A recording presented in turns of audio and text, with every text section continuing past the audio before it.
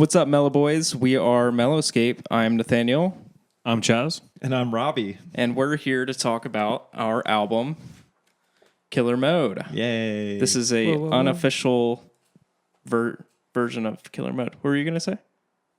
I was just saying woo, woo, woo. Oh, woo, woo, woo. Let's go. When did we record this album? It's been a little over a year, so we were recording March of 23. We did a couple straight days in the studio over at Mr. Small's recording, which was awesome.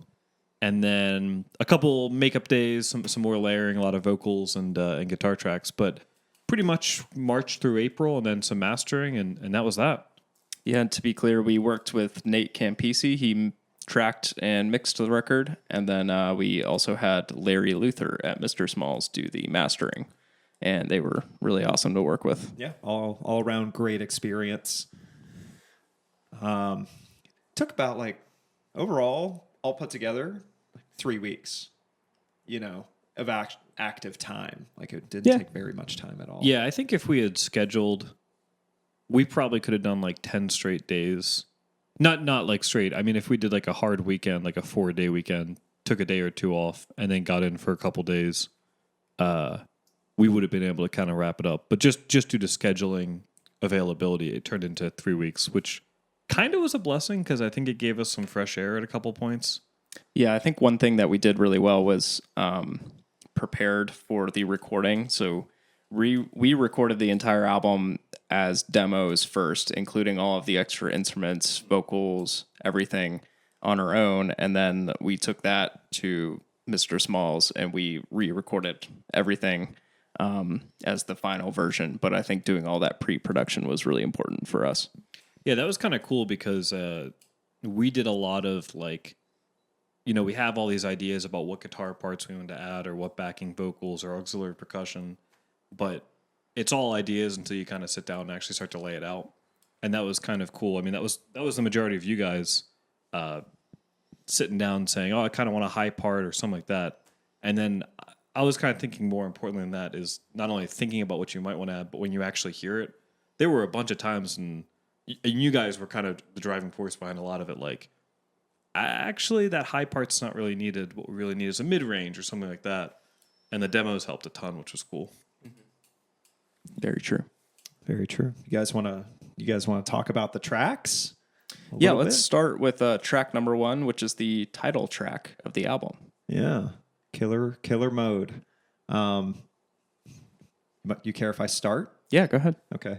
I came in with this idea that it was kind of inspired by a fiddler track called Overdosed, and the song is really slow and really grungy and not like the song Killer Mode at all. I didn't know that there was a fiddler thing that inspired you. Yeah, it was just a fiddler thing, and it's just that 3-chord makeup, and it's super simple and super powerful. And I came in with that idea, and I wanted it to be slower, and it just kind of evolved into what it is today, which is a pretty fast and just kind of punch in the face, and ended up earning its place, I think, at the top of the track list because it's just a really nice intro. And overall, the song, I think, really encapsulates us, the way we play music and the kind of music that we like to play. It's got a little bit of everything in it. It's very cohesive. And I'm really proud of it.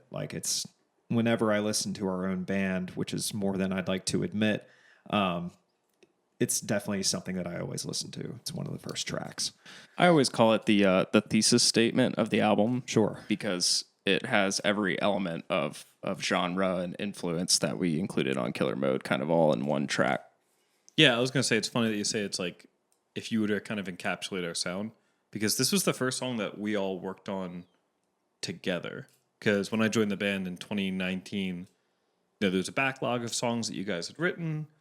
I did a lot of filling in on bass lines or writing my own bass lines and tweaking things. But this was the first song that you truly came in with a chunk of an idea, but not the full song fleshed out. Right. And then we did true collaboration, which is something I kind of want to, as we kind of go down the tracks, is something I like about the way the three of us work together. is I never feel like we're kind of all in our own little world. It's very truly a collaborative process. And I think the fact that Killer Mode is like a really cool example of that, while also capturing what we all do very well, while also being like, boom, here's the album. This is what we do, which is dope. Yeah, agreed. It is a long song. Which Add that to the list of long Mellowscape songs. which ended up kind of being a theme on this album. We just a lot of long songs, which isn't a bad thing, I think. Yeah, when we finished the demos and we put all the tracks in order and listened to them front to back, it was like 55 minutes, and there's only 13 tracks. So like the average track length was like like 5.5 minutes? Yeah, something like that. Something like that. Crazy. Do we want to move on? Yeah, let's move on. Okay. The next track on the album is called Mean Jeans. This is one that I wrote kind of around the time of Killer Mode in like 2019. One theme with us is that we like to write songs and then let them marinate for a very long time before we record the final versions. So this one, there isn't like a special story with it. I wrote the verses and the chorus, and then at some point we were working on the song, and I kind of wanted to do like a beat switch type of deal. So have the outro be completely different than the intro or, the first half of the song. And I think one really special thing that I love about this song is the what would be the verse 2 transitioning into that beat switch outro sequence. We just recorded a whole bunch of crazy shit to put on top of all the elements. It was just it was a lot of really cool sounds that we made. Yeah, that was a lot of fun. One of my favorite parts of recording demos is just throwing on 4 or 5 different pedals and saying, okay, what are we gonna do, and then fucking with the knobs of those pedals and just coming up with something kind of stupid, but ending up being pretty crazy and amazing. And then when we were replicating it in at Mr. Smalls, Nate would be like, "Okay, I got what you're trying to go for. Just give me a minute." And then he would we'd be sitting behind him, and he would be at the board, and he'd be like, "Trust me, hold on." And he'd be like, "All right." And then something would come out and be like, "Oh," or sometimes it would be like, "Ah." But it would always be some crazy shit. And this was an example that I think when he was doing that, he was fucking with the ramp up and just adding a lot of noise. I think specifically for this one, he said, I'm just going to use yours. Yeah, so I was going to bring this up. One advantage to doing all the demos ahead of time is that we had everything recorded already, and if there's ever a need to fall back on a demo piece of material, then we could. I think most of it we did record in the studio itself, like a lot of the melodic noise parts. But there was one sound effect with the delay pedal that you did that it kind of rises up at the very end of this. Was this the feedback, section. the feedback loop that we had? It was. I'm not going to replicate the noise. Okay, but it's one where we strike a chord and then you hit the delay and you modulate how the delay sounds. Yeah. And we just could not replicate it at Mr. Smalls, so he was like, "Oh, we'll just use your demo one," and that ended up happening on a couple other songs too. Right. But it was really useful that we could do that. Saved a lot of time. Yeah, that's for sure. Also, I just want to say, one of my favorite Mellowscape lyrics is in the song when it's the cut to the second half and it's the "You don't text your old friends anymore." It's just a perfect earworm, and sometimes that just pops into my head. I'm just like, Natty Lake got it. He fucking nailed it. I know. All right. You want to move on? Yeah, sure. The next track is Can't Say.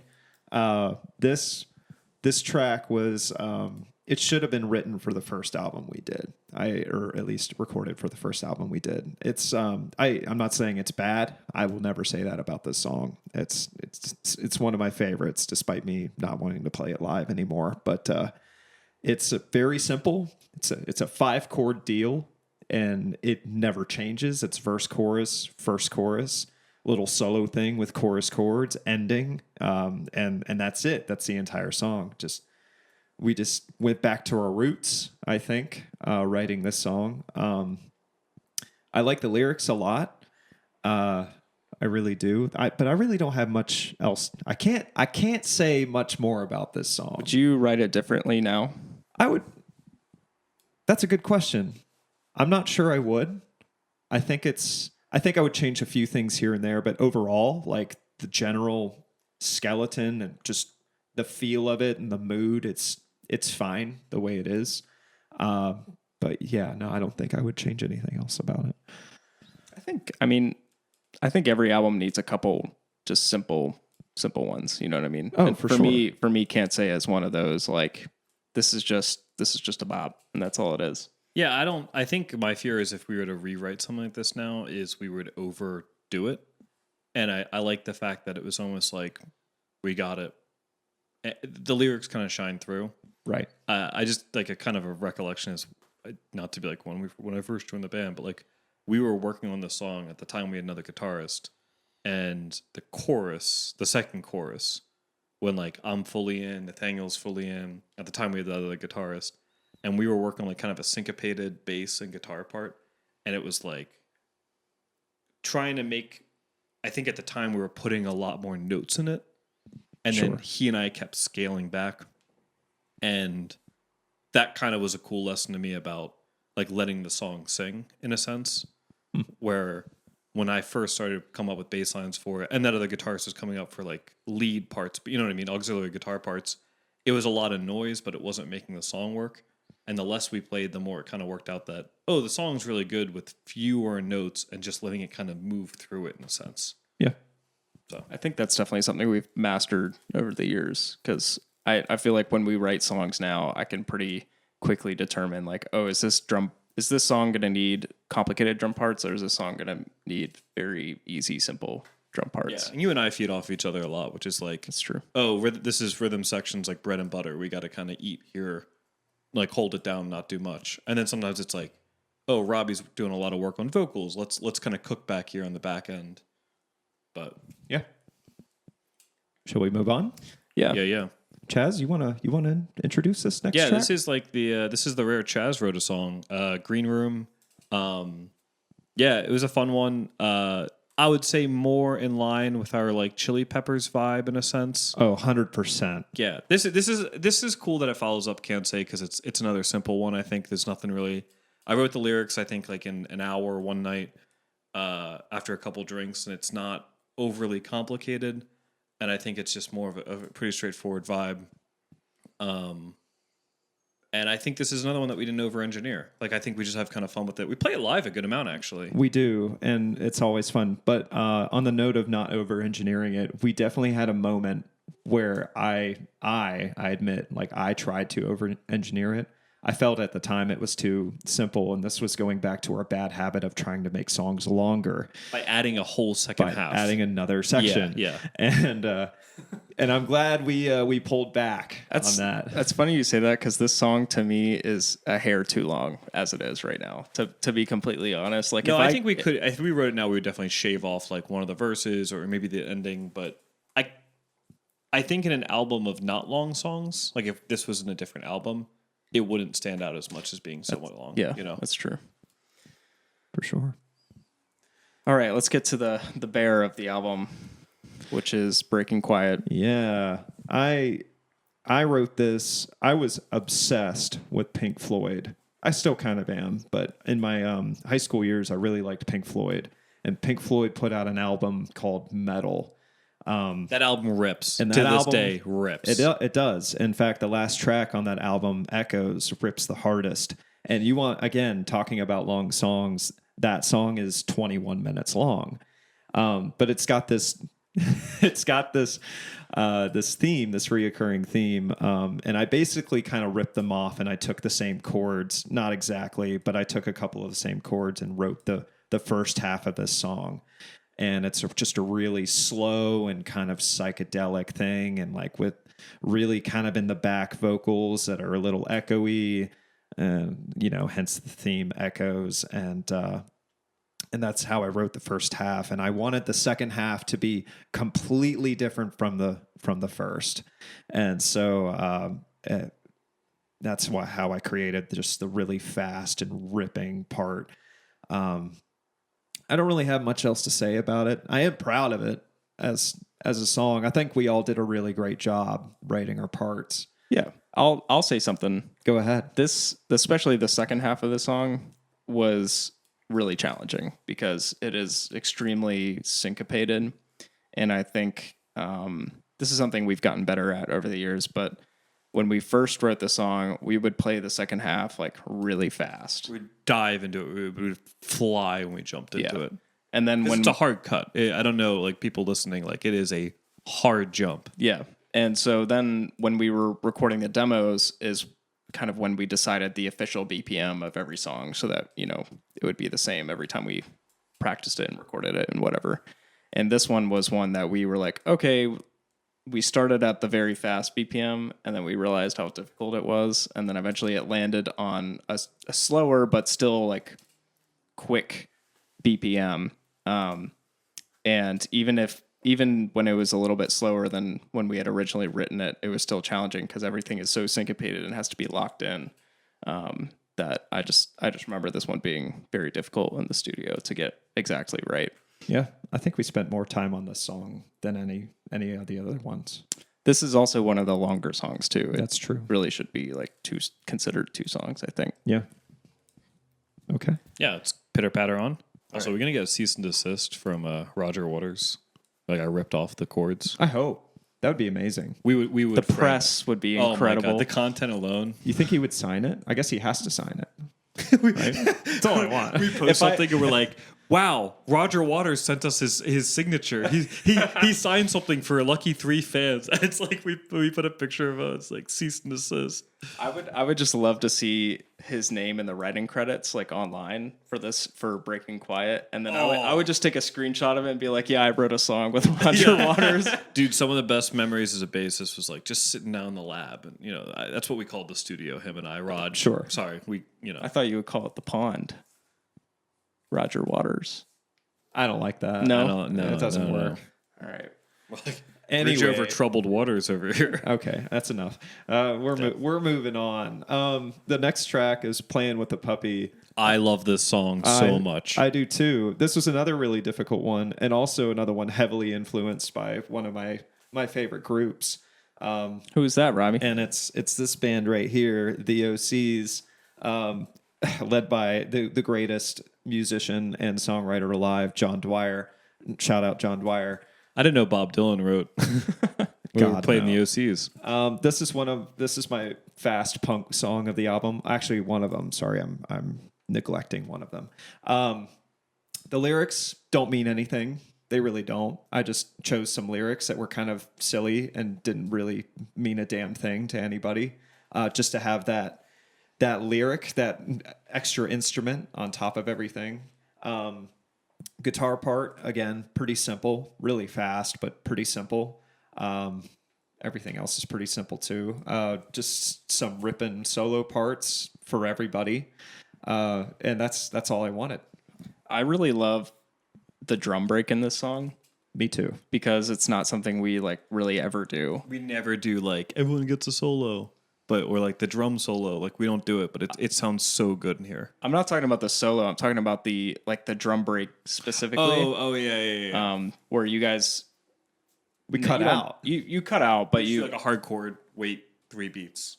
Yeah, and it's just like the drums kind of being the constant throughout that section. I don't know. I always see people dancing at shows to this one. Yeah, me too. A lot of fun. Yeah. One other cool thing about this song I'll mention is that when we were tracking, Nate had this, I forget what it's called. The Space Echo. The Space Echo. And he was like, he literally was the meme. He was like, let me cook. And he took portions of Robbie's vocals and ran them through the Space Echo while recording. But the coolest one to me was he would do like, because it's a very like Robbie sings a line and then there's a lot of instrumental for like a measure. And then Robbie sings another line. So there's a lot of space in between the lyrics. Mm-hmm. So what he would do is he would take the last word, crank the echo on it, and it would basically like waver the last word. But the coolest thing to me that he did was leading up to the next line, he would take the last word of the verse and flip it and then ramp it up. That was my suggestion. Oh, was that you? Yeah.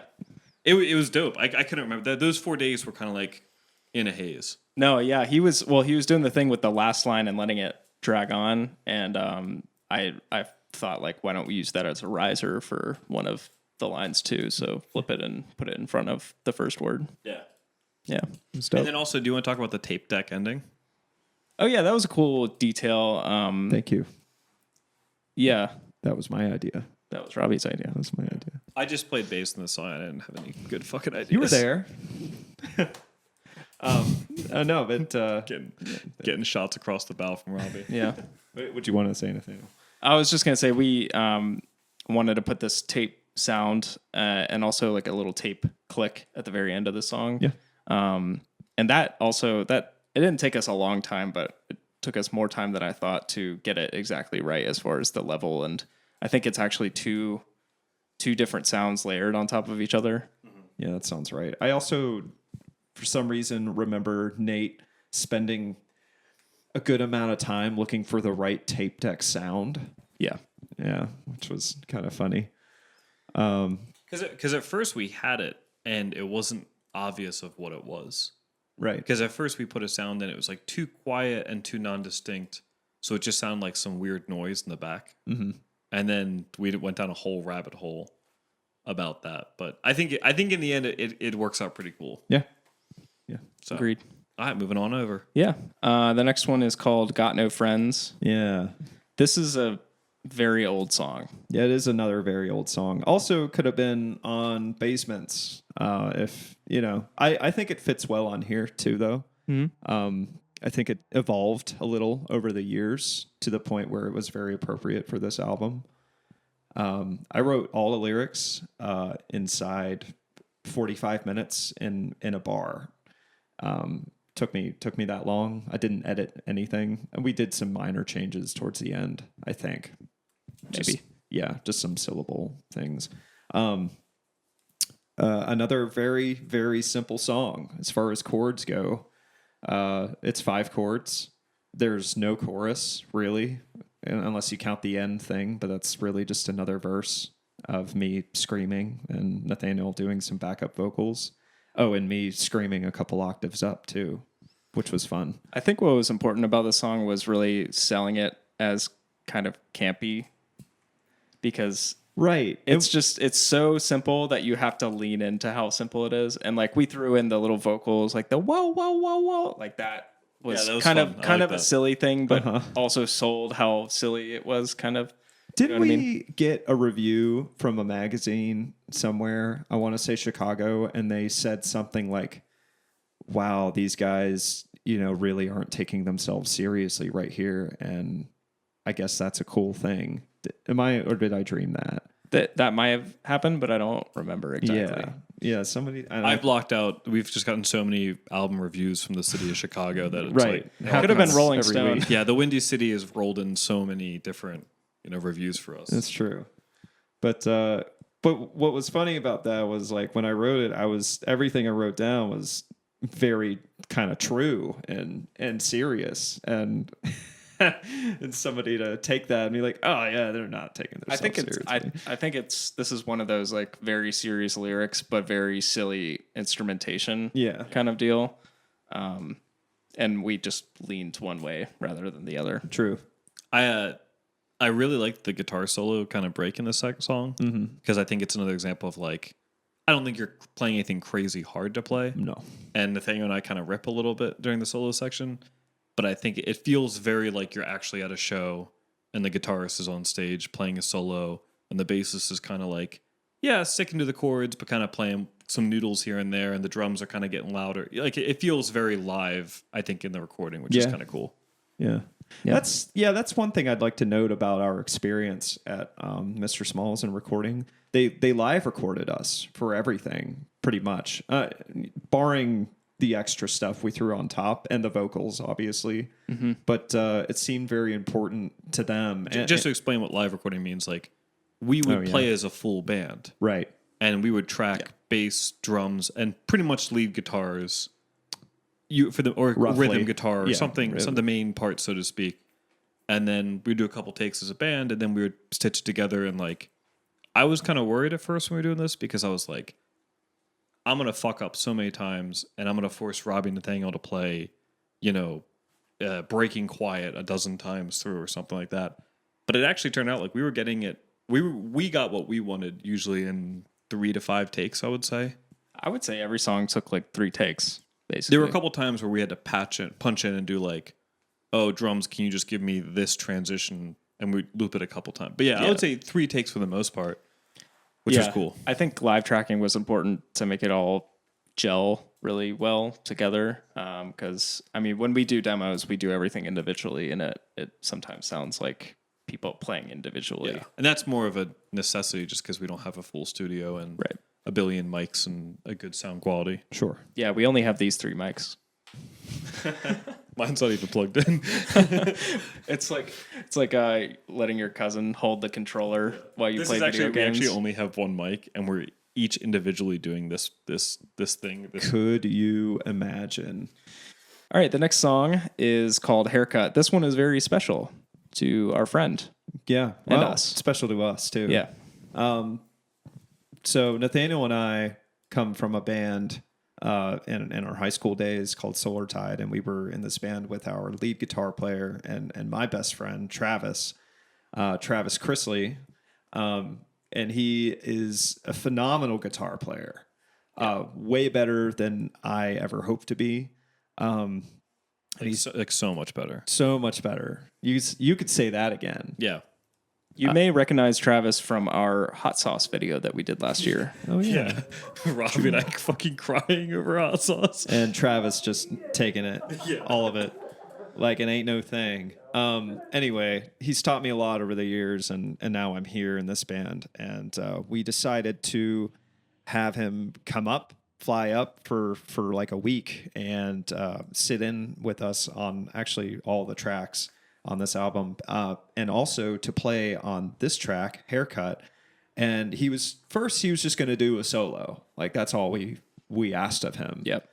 And so leading up to the time that we were going to have him fly up, we were talking about it, and he said, yeah, well, I've been pretty much playing lead for the whole song. And like, I got a little worried. Yeah, we sent him the demo, and he recorded his part over it. And we had some like notes about what he recorded. Right. Like, it wasn't 100% perfect from us. Like, he played great, but from a songwriting perspective, I think we had him change a couple things, but we were also just surprised that he wanted to play for the whole thing anyways. And it turned out to be amazing. Like, yeah, this is another one of my favorites. Yeah, it's cool because like we're a one guitarist band, and like I love the way you play, and I love the way that like you can play multiple styles, and you have your like every musician I think has their sound, even if you're doing multiple different genres. So it's kind of fun just to get like a really, really talented guitarist with definitely a different look on playing the instrument. Right. Because it's like, oh, holy shit, like I would have never thought you would have played that part, not because you can't, like you technically can, but just more of like that's a really cool way of looking at this part or listening to it and hearing it.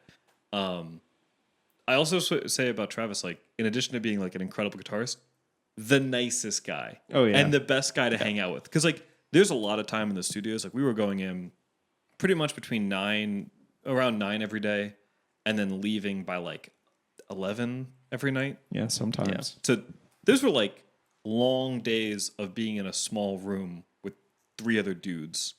And he didn't play on any other track. And he was just Jay chillin'. And he was just Jay chillin'. And when it was his time to do his take for this song, for his one part, he nailed it in the first take. So, and that's not a super long song. It's like 4 minutes. So, and then he wanted to do a second one because, why the fuck not? He sat there for 3 days waiting to play for 4 minutes. Exactly. And so like that's his 10 minutes right there. And then he was a trooper, a real trooper. But outside of like him playing, it was nice to have Travis there because like there were times where it's like, oh my God, Robbie's looping the same part like for 20 minutes because he's just not getting it just the way we want. And Travis is just like, this sounds good. like, he was just such a great vibes guy to have in the room. And also fun to hang out with Travis. You're the man, Travis, if you're listening / watching. Shout out. You're the man. Yeah. All right. Doorstep Text is the next track. I wrote this one, I don't remember, 2019, 2020-ish. This one is a pretty interesting track, I would say, because it's one of our more poppy ones, pop songs, pop rock.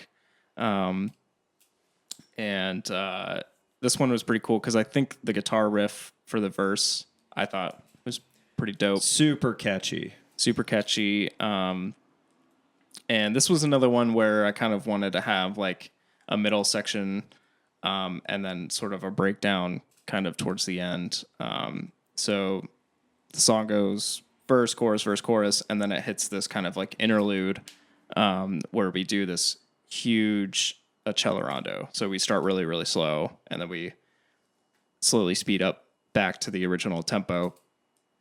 And then we have a breakdown part where I come in on the vocals doing this like shouty, screamy thing. A little punky. A little bit punky. And then we go back into the chorus, and it's like a key change too. So there's like a lot of musical, interesting things going on. It's a very complicated song. Yeah. And it's also, I mean, I don't know about you guys, but for me, it's really hard to play live because the tempo change. Once you get back to the original tempo, you don't want to be going faster than when you started the song.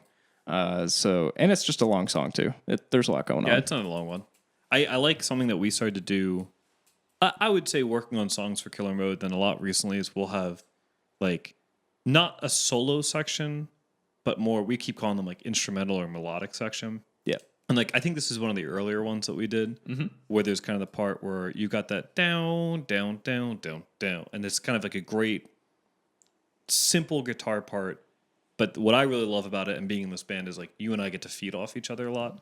So I was writing a bass line that kind of worked with your guitar part, and sometimes we're playing together at the exact same time, and sometimes we're kind of diverging. Sure. And that was like a really fun writing and recording process because we had to be really in the pocket and like kind of play with each other. It feels very playful, I guess is what I'm trying to say. Yeah, whenever I wrote my part for that part, I was going for Presidents of the United States of America. Oh yeah, feel. I can Yeah, I could see that. that. Yeah. But yeah, a lot of fun for sure. Vocals in that song are insane. We did a lot of vocal work. A lot of vocal work. I don't know about you, but like my range, that's the top of my range right there. I can't go higher than that. Yeah, this actually, that's a good point because this is a good lesson for us to learn that I think we started doing on later demos too. Is that your main vocal is like the very, very high line that you run. And this was one where we did the demo and your vocal just didn't have enough weight, I think. Right.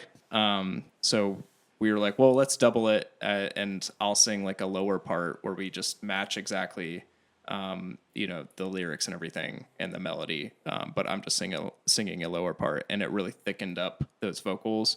And then, of course, we added a ton of other background vocals and everything to fill out the song. But this was one I think we were like, yeah, let's double the vocals sometimes because that helps. Sure. Cool. You want to move on? Let's move on. Let's hit up some Mellow Bright. Yeah. This is an older one too. This is BC. Yeah, this is a very old song, and one that I think we never, before we recorded it, I don't think we ever got it exactly right. We were doing demos, and I was like rewriting bass lines. We were playing with like the guitar, how we were doing the interplay. We were doing a lot of last minute tomfoolery. Yeah, and that's kind of why it makes this one is kind of one of my favorite songs on the album because it took a lot of work to get it right, and it really paid off. And it's also one that we don't often play live, so it's kind of a special little Easter egg for people who listen to the album. Yeah, I think we've played it 1.5 times. Yeah. Live. Yeah. So do you want to talk about the halftime? Yeah, we did a show recently where we played a song, and we played the whole song, and then we wanted to transition into the second half of Mellow Bright. And it turned out great. This is something fun that we've been doing recently, which is like, we used to play shows and we would get up and we'd be like, play 2 songs, Nathaniel would say something, play 2 or 3 songs, we'd say something, play 3 more songs. Pretty standard procedure. And it felt very like song would end, Robbie would tune, we'd play next song. And you actually had the idea, you were like, hey, let's try to play more like cohesively. Let's try to really play like we're putting on a good show, which right. we put on good shows, but I think changing the way we do set lists, and And so it's been very fun because not only are we challenging ourselves to perform more, it's kind of challenging us to like think about the songs and the musicianship. Right. And we're not a jam band. Like, this is not the way that we usually operate. So I'm sure there's a lot of jam band people who might hear this and be like, yeah, that's called putting on a show. Sure. But it's kind of cool to kind of take our songs and rescope them a little bit. It's definitely an exercise in creativity. Yeah, I think it's fun. It also forces us to be on our toes. Like, some of these songs we've been playing for 5 years. You guys longer, but I mean, so it's kind of It makes gets us... stale after a while. Yeah, and you got to go on autopilot, so it makes us have to be like, oh yeah, this is how we're doing this. Yeah, I was also going to say, speaking of like musicianship, I think writing a song, quote unquote, in the studio was also a good exercise for us, because a lot of Mellow Bright came when we were recording the demo specifically, not necessarily before that. So it's kind of a special song in that way, that we had never really played the full version before we recorded it. Definitely jams though. This is one of my top 3 for this album. Whoa. Oh yeah. Wow. Stay tuned for the last 2. The second verse always gets me, because it's The 21 Pilots part? well, yeah. I mean, it's not We're called not gonna, that exactly. We're not going to get cease and desist from 21 Pilots. Although that would be cool too. I co-wrote a song with 21 Pilots. All right, let's move on. Okay. The Long Walk. I personally, so I wrote this song, and of course we all collaborate, but I came in with the idea for this song, and I don't remember writing it. I don't remember where I was or what I was doing. I'm not saying it's not memorable to me, the song itself. Like, I love the song a lot, but I don't could say you were on a long walk. I guess so. I mean, if you really want to get into it, all these songs, the ones I write about, are just about me. And this was, I know the lyrics came from like me walking home from work, and it was a long walk at the time to get from work to home, and that's where the lyrics kind of come from. But the song itself, it's simple mostly. There's a couple of parts I think that we added that are interesting. I like it a lot. We really played with dynamics with this song. Big time dynamic song. The chorus is just a slap in the face. There's only 2 of them if you're not counting the final hurrah.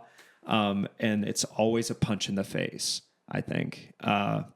Other than that, it's very delicate, and I think we do a really good job of performing it. Yeah. The vocals, again, for me, were insane, and Nathaniel did some backing that really just kind of beefed him up. That's all I have to say. Nathaniel, Chaz? I was going to say, this is another one that, like, I don't remember when you came in with the idea. Right. But this is a big time, like, you had this idea, you had a vibe. Usually someone comes in, mostly one of you two, come in with a vibe and maybe a chorus or a verse. And I think we, like, dropped it for, like, 2 months. Oh, yeah. And then at some point you had cooked on it, and then it was very different from when you first came in with it. Not totally different, but like Nathaniel and I changed the way we were playing it. It just had a different tone to it. Mm-hmm. And I think that was like a really healthy writing process, because I think if we had tried to bang it out in like 2 days, like if we had tried to do what we did with Mellow Bright, which is like right to the last minute, it would be totally different. Yeah. So it kind of benefited from that rest. I love this song. I think it's fun to play live. I think people are impressed by the dynamics. Yeah. And we're so controlled with it, which is cool. Right. Agreed. Well said. I really love this one. I like playing it live too, because it's just really fun. And I also think this is one that grows on people a lot once they get to like the middle of the song. I mean, some songs like Haircut, for example, it is what it is through and through, like for the entire song. It's a punk song. But this one, I think people hear the first verse and they're like, okay. And then you get to the chorus and they're like, oh, okay. And then when it repeats again and you kind of get towards the middle of the song and we have like another little instrumental thing, I think that's when people are sold on like what it is. Yeah, I think you said once that the payoff is worth it. Right. But it is a slow burn. That's for sure. All right. We got one more song. Yeah. Gray is one from my heart for sure. And I'm not going to get into it, but it's basically like I'm imagining a conversation between me and my brother here, our mom, and I think Chaz, I think you both were there, but like I came up with a riff in Nathaniel's old basement. Yeah. And I played it like a little bit and then I let it go for a long ass time. And then I brought it back and I eventually made it a track. I think I'm the one that brought this back. Oh, really? Because I remember this is another relatively early days of us working on new songs. And you came up with it, and I really liked the riff. The opening or the down, dig it, down, that opening riff. Mm-hmm. Really loved it. And we were having trouble with the chorus, the all my friends, like what to do there and how the vibe shift. That's the Don't even start with me. That's the pre-chorus. That's pre-chorus. But you know what I mean? Like we were having trouble with that vibe, and I had been noodling at home about like how we can make it flow a little bit different and lead into the chorus. Sure. And after like another thing where it's like after a couple weeks or a month, I was like, hey, I had some thoughts on, and I kind of go up high and do like the kind of rundown. Mm-hmm. And it's so funny how just like hearing the same part in just like a little bit of a different vibe, different kind of sound, like the bass was doing a little something, and then that kind of sparked you to be like, oh, maybe I'll do this, and you did something on drums.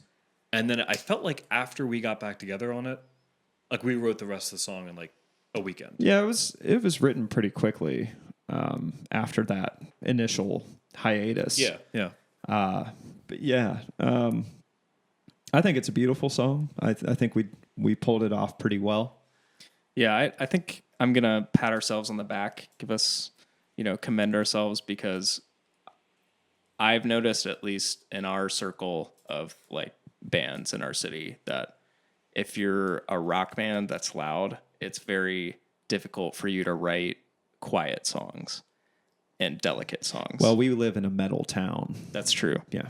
But what I'm trying to say is, I think a lot of our songs at this time too were still like, okay, we're going to play this loud or we're going to play it fast or both.